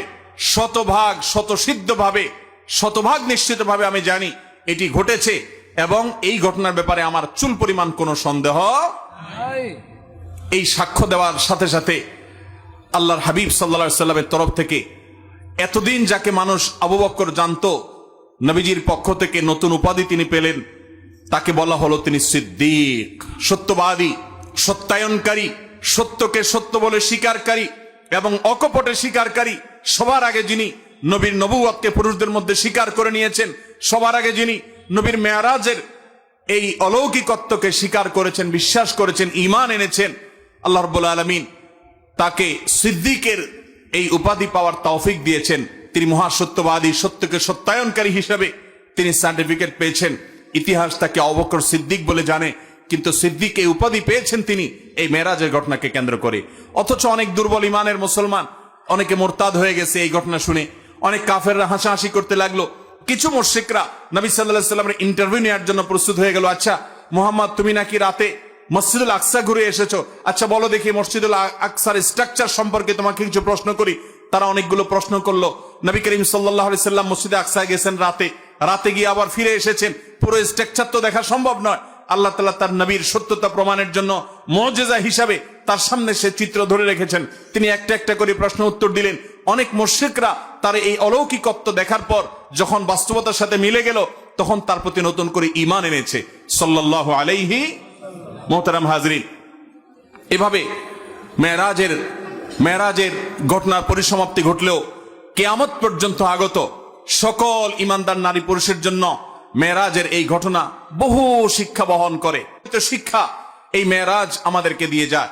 এর ভিতরে একটা বড় শিক্ষা হলো যে মানুষের জীবনে যখন দেয়ালে পিঠ থেকে যায়, যখন সকল দুয়ার বন্ধ হয়ে যায়, যখন পেরেশানি চূড়ান্ত পর্যায়ে চলে যায়, মানুষ যদি আল্লাহর প্রতি আস্থা রাখে, আল্লাহর প্রতি বিশ্বাস রাখে, আল্লাহর দিকে ধাবিত হয়, আল্লাহর দিকে রুজু হয়, আল্লাহর দিকে মোতাওয়াজ্জো হয়, আল্লাহর দিকে সে যদি আগায়, আল্লাহর প্রতি আস্থার চুল পরিমাণ ঘাটতি না থাকে, এই ব্যক্তিকে আল্লাহ রাব্বুল আলামিন এমন ভাবে সান্ত্বনা দিবেন যেমন ভাবে নবী করিম সাল্লাল্লাহু আলাইহি সাল্লামকে আমাল হুজনে এসে, পিতা চাচাকে হারানোর বছরে এসে, স্ত্রীকে হারানোর বছরে এসে, সহায় সম্বলহীন হওয়ার বছরে এসে, মক্কা এবং তায়েফের মানুষ থেকে বিতাড়িত হওয়ার বছরে এসে চরম অসহায় বোধ যখন করছিলেন, আল্লাহ তাকে যেরকম এমন সান্ত্বনা দেওয়া দিলেন যে সান্ত্বনা তার সকল কষ্ট লাঘব হয়ে গেল, সকল কষ্ট দূর হয়ে গেল, সামনে চলার শক্তি খুঁজে পেলেন, নতুন দিশা পেলেন, 5 ওয়াক্ত নামাজের নতুন অস্ত্র আল্লাহর সাথে কানেক্টেড হওয়ার জন্য নতুন হাতিয়ার পেয়ে গেলেন। তাকে যেরকম আল্লাহ তাআলা সান্ত্বনা দিয়েছেন, মেরাজের ঘটনা আমাদেরকে শিক্ষা দেয় আমাদের জীবনে যত বিপদ আসুক, যত পেরেশানি আসুক, আমরা আল্লাহর দিকে রুজু থাকবো, আল্লাহর দিকে ধাবিত থাকবো। আল্লাহ রাব্বুল আলামিন আমাদের সমস্ত পেরেশানি দূর করবেন, সমস্ত বিপদ দূর করবেন, আমাদের প্রতি রহম করবেন এবং আল্লাহর কুদরত আমরা দেখতে পাবো ইনশাআল্লাহ। আল্লাহর পরে আস্থা রাখবো তো ইনশাআল্লাহ। আল্লাহ তাআলা কোরআনে কারীমে বলেছেন, ওয়া মান ইয়াতাওয়াক্কাল আলাল্লাহ ফাহুয়া হাসবু। যে ব্যক্তি আল্লাহর উপর তাওয়াক্কুল করবে, যে ব্যক্তি তাওয়াক্কুল করবে হাক্কা তাওয়াক্কুলিহি, যথাযথভাবে তাওয়াক্কুল করা, আল্লাহ তাআলা তার জন্য যথেষ্ট হয়ে যাবেন। আল্লাহ রাব্বুল আলামিন এখনো আছেন, তার কুদরত আছে, অনন্তকাল পর্যন্ত অপরিবর্তিতই থাকবে।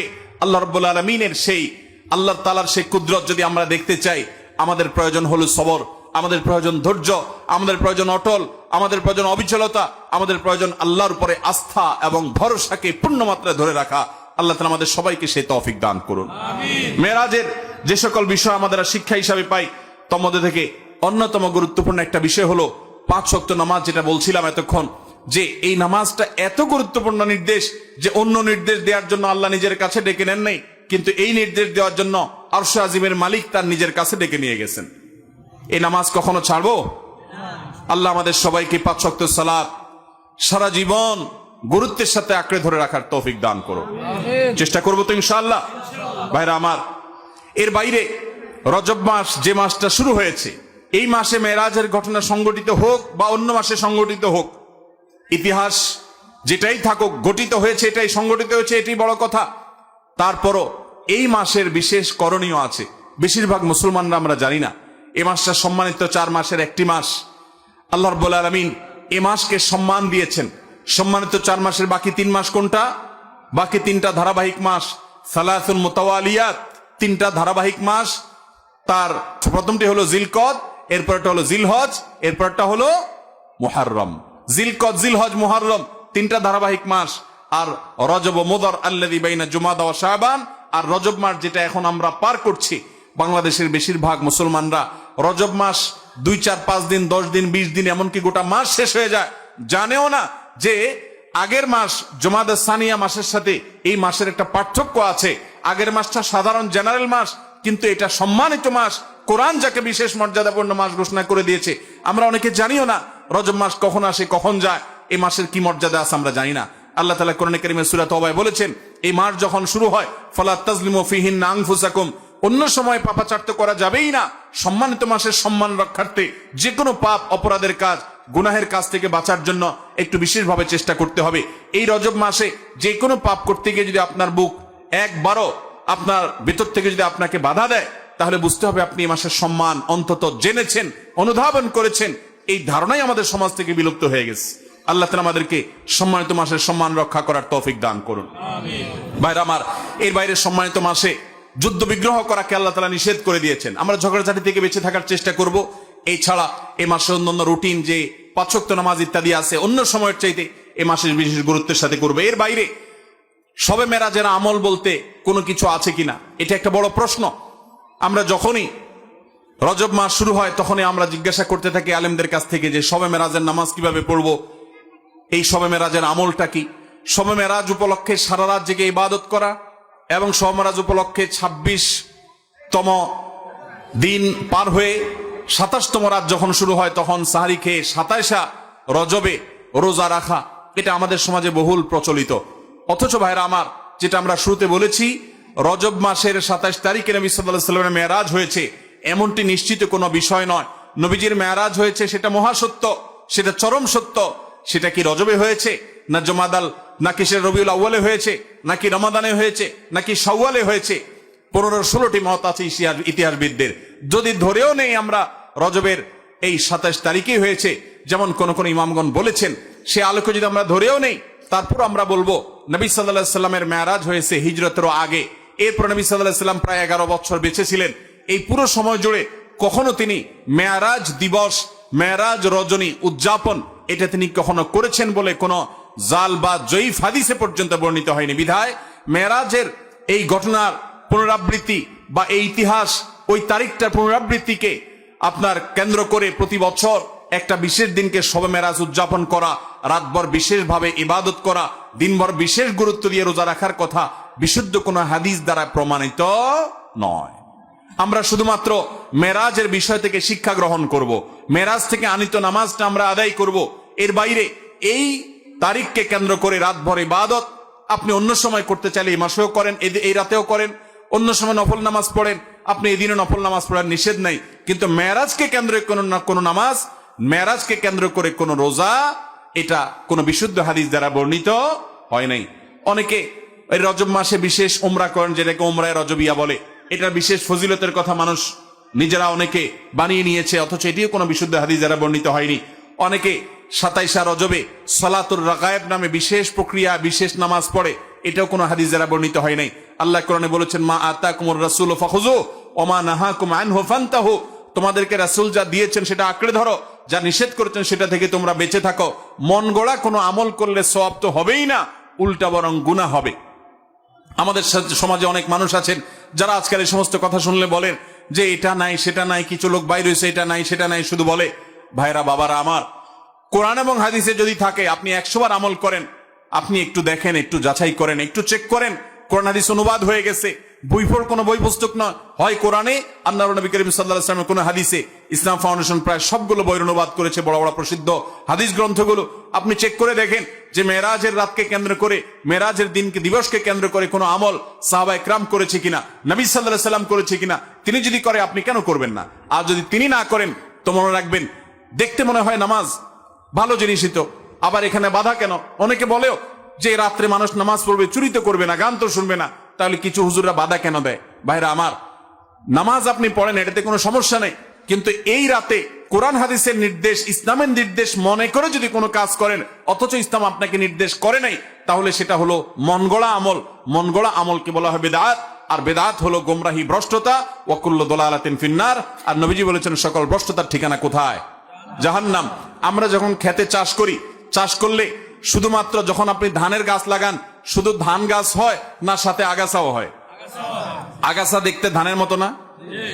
আমরা কি সে আগাছাগুলো রেখে দেই নাকি আস্তে আস্তে তুলে ফেলে দেই? যদি কেউ মনে করে আরে ধান গাছ তো অল্প একটু জায়গাতে আছে, আগাছা আগাছার জায়গায় হয়েছে, সমস্যা কি? এই বেচারাকে তুলে কেন মেরে ফেলতে হবে? থাকুক না, ধান গাছও থাকুক, ওইটাও থাকুক, তাহলে ধানের ফসলের ফলন ভালো হবে। আপনার ঈমান এবং আমলের ফলন যদি ভালো হতে হয়, তাহলে বিদআত এবং মনগড়া আমল এগুলো থেকে নিজেকে সরাতে হবে।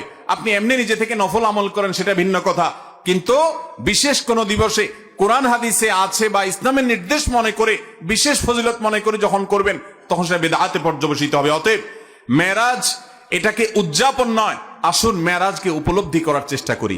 মেরাজকে ঘটা করে পালন করা নয়, বরং মেরাজের শিক্ষাগুলো দিয়ে আমাদের জীবনকে আমরা সাজাবার চেষ্টা করবো তো ইনশাআল্লাহ। আল্লাহ রাব্বুল আলামিন আমাদের সবাইকে মেরাজের এই গুরুত্ব বুঝার তৌফিক দান করুন। এই মেরাজের অন্যতম বড় শিক্ষা হলো আমাদের প্রিয় নবী সাল্লাল্লাহু আলাইহি ওয়াসাল্লামের মর্যাদা কত বেশি।